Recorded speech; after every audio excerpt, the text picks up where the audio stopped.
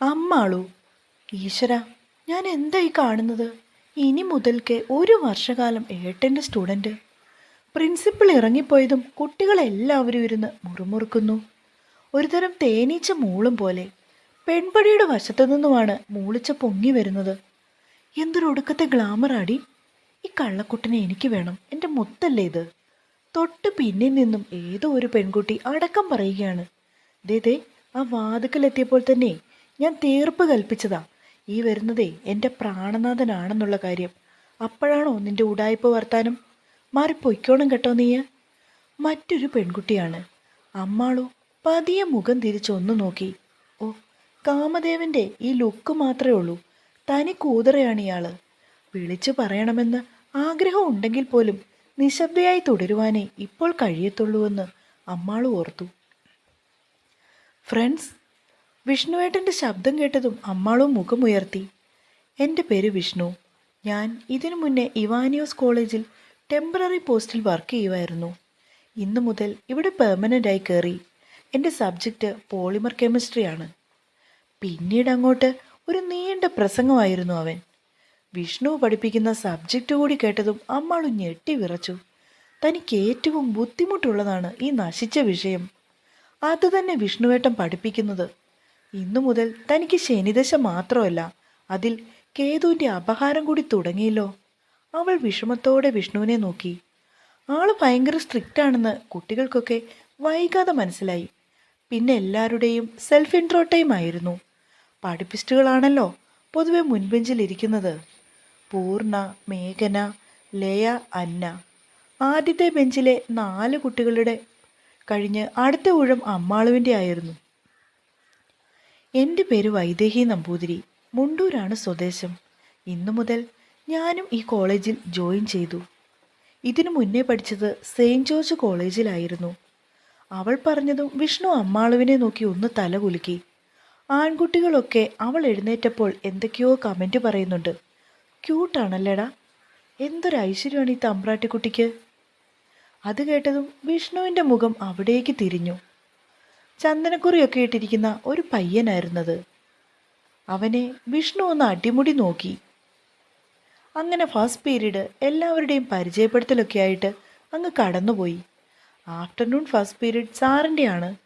മുൻപിലിരുന്ന പൂർണ്ണ ആദ്യത്തെ അവർ കഴിഞ്ഞ് ബെല്ല് മുഴങ്ങിയതും വിഷ്ണുവിനോട് പെട്ടെന്ന് പറഞ്ഞു, ഓക്കെ. അവൻ അവളെ നോക്കി ഒന്ന് പുഞ്ചിരിച്ചു. എന്നാൽ പിന്നെ കാണാം കേട്ടോ. ഡെസ്കിലേക്ക് ഒന്ന് അമർത്തി കൊട്ടിയ ശേഷം വിഷ്ണു പുറത്തേക്കിറങ്ങി. അപ്പോഴേക്കും അടുത്ത ടീച്ചർ റൂമിന് വെളിയിൽ വന്ന് നിന്നിരുന്നു. ഇളം പിങ്ക് നിറമുള്ള ഒരു സാരിയൊക്കെ ഉടുത്ത് സുന്ദരി ടീച്ചർ. പുതിയ സാറാണല്ലേ? വിഷ്ണുവിനെ കണ്ടതും അവർ ചോദിച്ചു. അതെ, എൻ്റെ പേര് ശ്രേയ. ഇന്ന് എത്താൻ ഇത്തിരി ലേറ്റായി. അതാ സാറ് വന്നപ്പോൾ കാണാൻ പറ്റാഞ്ഞേ. അവനൊന്ന് പുഞ്ചിരിച്ചു. ഓക്കെ സാറേ, സാർ നീ അവർ ഉണ്ടല്ലോ, നമുക്ക് പിന്നെ കാണാം. ഷുവർ.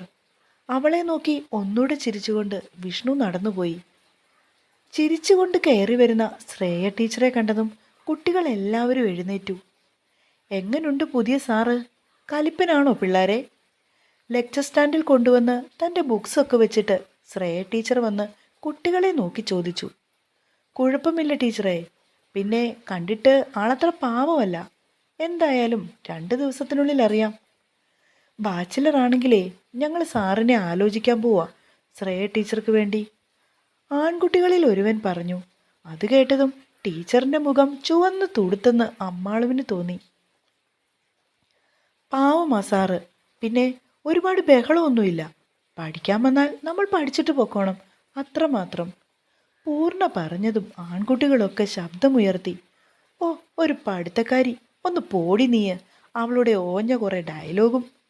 മറുവശത്തു നിന്നും കൃഷ്ണജിത്ത് അവളെ നോക്കി കോക്രി കാണിച്ചു. മതി മതി, നിർത്തിക്കോ. ഇന്നലെ ഏതുവരെയായിരുന്നു പഠിപ്പിച്ച് നിർത്തിയേ? Take your test. ടീച്ചറാണെങ്കിൽ പറഞ്ഞുകൊണ്ട് നോക്കിയതും അമ്മാളുവിൻ്റെ മുഖത്തേക്ക്. ന്യൂ കമറാണ്, പേര് വൈദേഹി. അവൾ പെട്ടെന്ന് എഴുന്നേറ്റു. ഓക്കെ, എവിടെയായിരുന്നു പഠിച്ചത്? ഫൈനൽ ഇയർ ആയപ്പോൾ ഇങ്ങോട്ട് വന്നത്? അച്ഛനും അമ്മയും പുറത്തായിരുന്നു. ഹോസ്റ്റൽ ലൈഫ് അഡ്ജസ്റ്റ് ചെയ്യാൻ പറ്റിയില്ല. ഇവിടെ അപ്പച്ചിയുടെ വീട്ടിൽ നിന്നാണ് പഠിക്കുന്നത്. എന്നും പറഞ്ഞ് അമ്മാളു ടീച്ചറിനോട് വിശദീകരിച്ചു. Okay, sit down. ശ്രേയ കൈകൊണ്ട് കാണിച്ചതും അമ്മാളു ഇരുന്നു. ശ്രേയ ഒരു പാവമാണെന്നും കുട്ടികളുമായിട്ട് നല്ല കമ്പനിയാണെന്നും ഒക്കെ അമ്മാളുവിന് തോന്നി. ഫസ്റ്റ് ഇൻ്റർവെൽ ടൈം എത്തിയപ്പോൾ ബാക്ക് ബെഞ്ചിലെ കുട്ടികളൊക്കെ എഴുന്നേറ്റ് വന്നു. അമ്മാളുവിനെ കൂടുതൽ പരിചയപ്പെടുവാനായി. തൻ്റെ വിവാഹം കഴിഞ്ഞുവെന്നുള്ള കാര്യം അവൾ എല്ലാവരിൽ നിന്നും മനഃപൂർവ്വം മറച്ചുവെച്ചു. ക്ലാസ്സിലെ ചില തുരപ്പന്മാരൊക്കെ അമ്മാളുവിനെ കൂടുതൽ പരിചയപ്പെട്ടു. പേരും നാളും അഡ്രസ്സും ഒക്കെ അവർക്ക് അറിയണമായിരുന്നു. കാണാൻ സുന്ദരിക്കുട്ടി ആയതുകൊണ്ട് കോളേജിലേക്ക് വന്ന അന്നു മുതലേ അവൾക്ക് ആരാധകരൊക്കെ ആയി തുടങ്ങി. വിഷ്ണുവിന് ഇഷ്ടമായില്ലെങ്കിലോ എന്ന് കരുതി വിവാഹം കഴിഞ്ഞ കാര്യം മാത്രം അവൾ ആരോടും പറഞ്ഞില്ല. എന്നാലും എല്ലാ കുട്ടികളോടും അവൾ ഒരു ഗ്യാപ്പ് ഇട്ടാണ് നിന്നത്. ഓവറായിട്ട് ഇടിച്ചു കയറിയുള്ള പെരുമാറ്റമൊന്നും അവളിൽ നിന്നുണ്ടായില്ല. പെൺകുട്ടികളുടെ ഭാഗത്തു നിന്നും വന്ന ചർച്ചയെന്ന് പറയുന്നത് വിഷ്ണുവിൻ്റെ കല്യാണം കഴിഞ്ഞോ എന്നുള്ളതായിരുന്നു. സാറിനെ കണ്ടാൽ പ്രായമൊക്കെ ഉണ്ട്, അതുകൊണ്ട് മിക്കവാറും കഴിഞ്ഞു കാണും, നേഹ പറയുകയാണ്. ഏയ്, അത്രത്തോളം ഇല്ലടി. പിന്നെ പഠിച്ചങ്ങ് നടന്നതുകൊണ്ടേ ചിലപ്പോൾ പെണ്ണൊന്നും കെട്ടിക്കാണില്ല. ഹെലൻ എന്ന ഒരു കുട്ടിയുടെ അഭിപ്രായമായിരുന്നു അത്. എന്തായാലും ശ്രേയ മിസ്സിനോടെ നമുക്ക് ചോദിച്ചു നോക്കാം. മിസ് അതൊക്കെ എങ്ങനെയെങ്കിലും ചോദിച്ചറിയും, നേഹ വീണ്ടും പറഞ്ഞു. കൂട്ടുകാരൊക്കെ അപ്പോഴേക്കും അത് ശരിവെച്ചു. മിസ്സിന് ചെറിയ ഇളക്കമുണ്ടോ എന്നൊരു ഡൗട്ടുണ്ട് കേട്ടോ.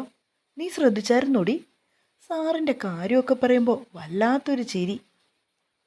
അങ്ങനൊന്നുമില്ലടി, മിസ് ഒരു പാവമാ.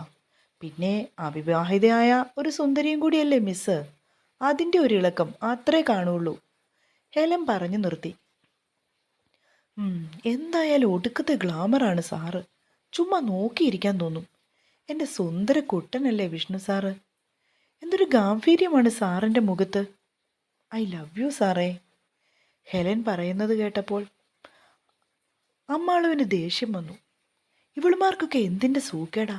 എൻ്റെ കെട്ടിയവനെ മാത്രമേ കിട്ടിയുള്ളൂ വായി നോക്കാൻ. അമ്മാളു ഇരുന്ന് പിറുപിറുത്തു. അപ്പോഴേക്കും ഇൻ്റർവെൽ ടൈം അവസാനിച്ചു. അടുത്തതും ഒരു ടീച്ചറിൻ്റെ ക്ലാസ്സായിരുന്നു, ദിവ്യ ടീച്ചർ. ആള് പാവമാണെങ്കിലും പഠിപ്പിക്കുന്ന കാര്യത്തിൽ വളരെ സ്ട്രിക്റ്റ് ആണെന്ന് അമ്മാളുവിന് മനസ്സിലായി. വളരെ വിശദീകരിച്ച് തന്നെയാണ് പോർഷൻസ് ഒക്കെ കവർ ചെയ്യുന്നത്. കുട്ടികളെല്ലാവരും വളരെ ശ്രദ്ധയോടുകൂടി ദിവ്യ ടീച്ചറുടെ ക്ലാസ്സിലിരുന്നു. അവരും അമ്മാളുവിനെ പരിചയപ്പെട്ടു. വൈദേഹി എന്നാണ് പേരെങ്കിലും തൻ്റെ വീട്ടിൽ എല്ലാവരും വിളിക്കുന്നത് അമ്മാളു എന്നാണെന്ന് അവൾ കൂട്ടുകാരികളോടൊക്കെ പറഞ്ഞു. അതുകൊണ്ട് ഇപ്പോഴെല്ലാവരും അവളെ അമ്മാളു എന്നാണ് വിളിക്കുന്നത്. ലഞ്ച് ബ്രേക്ക് ടൈമിൽ അമ്മാളു നേഹയുടെ കൂടെ വെറുതെ വരാന്തയിലൂടെ നടക്കുകയാണ്. സ്റ്റാഫ് റൂമിൻ്റെ വാതിക്കലെത്തിയതും അവൾ വെറുതെ ഒന്ന് നോക്കി. വിഷ്ണു ആരെയോ ഫോണിൽ വിളിച്ചുകൊണ്ട് കസേരയിൽ ഇരിപ്പുണ്ട്. അവൻ നോക്കുന്നുവെന്ന് മനസ്സിലായതും അമ്മാളു പെട്ടെന്ന് അവിടെ നിന്നും എസ്കേപ്പായി. ബ്രേക്ക് ടൈം കഴിഞ്ഞുള്ള ഫസ്റ്റ് പീരീഡ് വിഷ്ണുവിൻ്റേതായിരുന്നു. അവൻ ക്ലാസ്സിലേക്ക് വന്നതും കുട്ടികൾ തേനീച്ച മൂളും പോലെ മൂളാൻ തുടങ്ങി. രാവിലെ കുട്ടികളോടൊക്കെ വളരെ ഫ്രണ്ട്ലി ആയിട്ട് സംസാരിച്ചിരുന്ന സാറാണോ ഇപ്പോൾ ഇത്രയ്ക്ക് സ്ട്രിക്റ്റായിട്ട് പഠിപ്പിക്കുന്നതെന്ന് എല്ലാവർക്കും സംശയമായി. പരസ്പരം എല്ലാവരും നോക്കുന്നുണ്ട്, പക്ഷേ ആരും ഒരക്ഷരം പോലും ഉരിയാടാതെ ശ്രദ്ധിച്ചിരുന്നു. പോളിമർ കെമിസ്ട്രി ആയിരുന്നു അവൻ്റെ subject. Industrial chemicals and environment, അതായിരുന്നു അവൻ ആദ്യമായി എടുത്ത ചാപ്റ്റർ. വളരെ വിശദീകരിച്ച് തന്നെയായിരുന്നു വിഷ്ണു പഠിപ്പിച്ചത്. ഇടയ്ക്ക് പഠിപ്പിച്ചുകൊണ്ടിരുന്ന നേരത്ത് ആൺകുട്ടികളുടെ ഭാഗത്തുനിന്നും ആരോ ഒരാൾ എന്തോ കമൻറ്റ് പറയാൻ ശ്രമിച്ചു. വിഷ്ണു ആണെങ്കിൽ ഒരൊറ്റ അലർച്ചയായിരുന്നു. എല്ലാവരും ഞെട്ടിത്തരിച്ചുപോയി, അമ്മാളും അടക്കം. ഞാനിവിടെ കിടന്ന് തൊണ്ട കീറി വായിട്ടലയ്ക്കുന്നത് നിനക്കൊക്കെ അവിടെ കളിച്ച് രസിച്ചിരിക്കുവാൻ വേണ്ടിയല്ല, കേട്ടല്ലോ. വിഷ്ണു പറഞ്ഞതും കുട്ടികളെല്ലാവരും ഞെട്ടിത്തരിച്ചിരിക്കുകയാണ്. പഠിപ്പിക്കുന്ന നേരത്തെ അത് ശ്രദ്ധിക്കാതിരുന്നാൽ നാളെ ഈ പോർഷൻസ് എക്സാം ഇടുമ്പോൾ മാർക്ക് കിട്ടിയില്ലെങ്കിൽ ഞാൻ തരുന്ന പണിഷ്മെൻറ്റ് മേടിക്കാൻ നീ തയ്യാറായിരുന്നോളൂ. ഒരാളോടല്ല, എല്ലാവരോടും കൂടിയാണ് ഞാനിത് പറയുന്നത്. അവൻ പറഞ്ഞതും കുട്ടികളെല്ലാവരും വിറച്ചു. Take your notes book. അവൻ പറഞ്ഞതും കുട്ടികൾ പെട്ടെന്ന് നോട്ട്ബുക്ക് എടുത്തു. വിഷ്ണു പറഞ്ഞു കൊടുത്ത ഭാഗങ്ങൾ വളരെ കൃത്യതയോടുകൂടി എല്ലാവരും എഴുതിയെടുത്തു. ഇന്ന് പഠിപ്പിച്ച ഭാഗത്തു നിന്നും നാളെ നിങ്ങൾക്ക് എക്സാം ഉണ്ടായിരിക്കും. എല്ലാ ദിവസവും ആദ്യത്തെ 15 മിനിറ്റ്സ് ഒന്നുകിൽ എക്സാം അല്ലെങ്കിൽ ഞാൻ ക്വസ്റ്റ്യൻ ചോദിക്കും. അത് മസ്റ്റാണ്, നോ കോംപ്രമൈസ്. ഇനി ഞാൻ പറഞ്ഞ ഈ കാര്യങ്ങൾ ആരും കേട്ടില്ല അറിഞ്ഞില്ല എന്നൊന്നും പറഞ്ഞു വന്നേക്കരുത്. അവൻ കർശനമായി സ്റ്റുഡൻസിനോട് പറഞ്ഞു. ഈശ്വര, ഇയാൾ ഒരു നടക്ക് പോകുന്നു തോന്നുന്നില്ല. എന്തൊരു ജാടയാടി. കുറച്ചു മുന്നേ വായ നോക്കിയിരിക്കാൻ എന്തൊരു ചേലാണ് ഈ സാറിനെയെന്ന് പറഞ്ഞ ഹെലനാണ് ഇപ്പോൾ ഡയലോഗ് മാറ്റി പറഞ്ഞത്. അമ്മാളുവിനാണെങ്കിൽ അത് കേട്ട് ചിരി പൊട്ടി. നോട്ട്സ് എഴുതി പൂർത്തിയാക്കിയ ശേഷം അവൾ വിഷ്ണുവിനെ ഒന്ന് പാളി നോക്കി. വളരെ ഗൗരവത്തിൽ ഇരു കൈകളും നെഞ്ചിൽ പിണച്ചുകൊണ്ട് ക്ലാസ്സിലൂടെ അങ്ങോട്ടും ഇങ്ങോട്ടും നടക്കുകയാണ് വിഷ്ണു. യാദൃശ്ചികമായി ഒരു നോട്ടം അവനിൽ നിന്നും അമ്മാളുവിനെ തേടി വന്നിരുന്നില്ല. വൈകുന്നേരം കോളേജ് ടൈം കഴിഞ്ഞതും അമ്മാളു ബസ് സ്റ്റോപ്പിലേക്ക് വേഗത്തിൽ നടന്നു.